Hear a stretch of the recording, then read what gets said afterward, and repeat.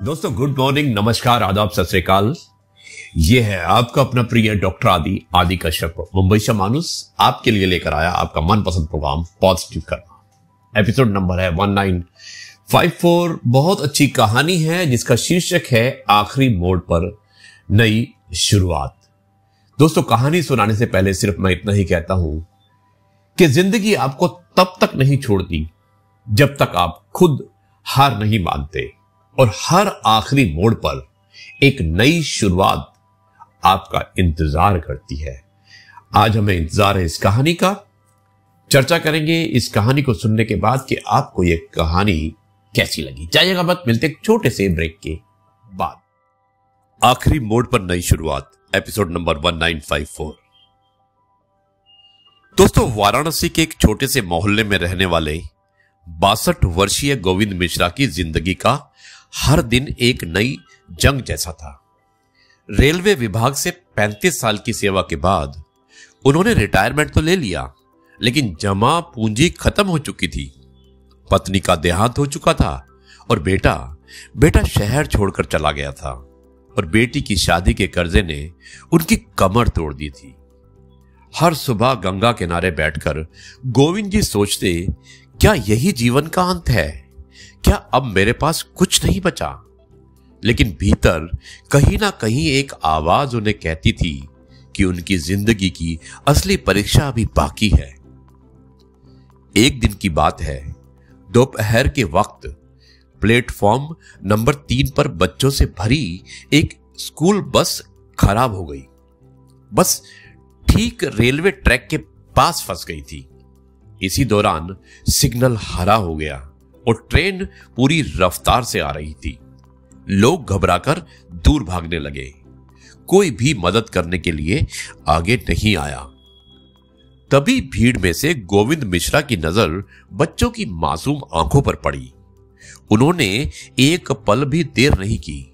दौड़ते हुए बस तक पहुंचे, खिड़कियां खोली और बच्चों को बाहर निकालने लगे। उनका दिल तेजी से धड़क रहा था।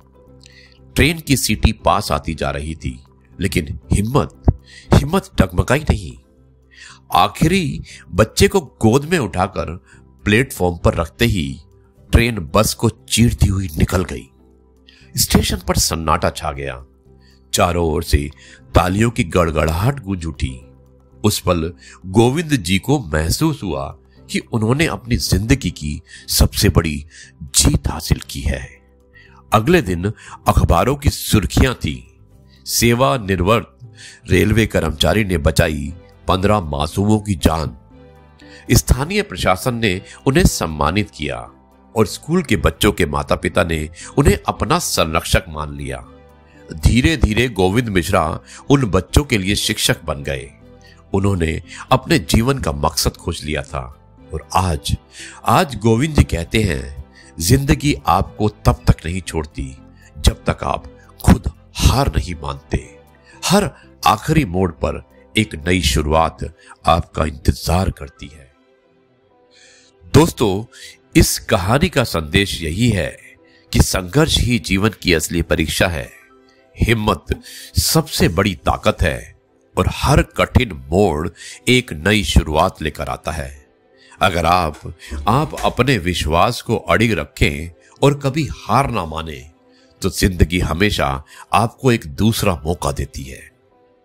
जी हां दोस्तों, कैसी लगी आपको यह कहानी जिसमें आपने देखा कि एक व्यक्ति रिटायरमेंट के बाद अपनी मंजिल नहीं ढूंढ पाता है, उसे अपने जिंदगी का मकसद नहीं मिलता है, और कुछ दिनों बाद अचानक एक ट्रेन के सामने एक बस आ जाती है और बस उस ट्रैक से नहीं निकल पाती है और ट्रेन के लिए ग्रीन सिग्नल हो जाता है। कुछ 15 बच्चे होते हैं।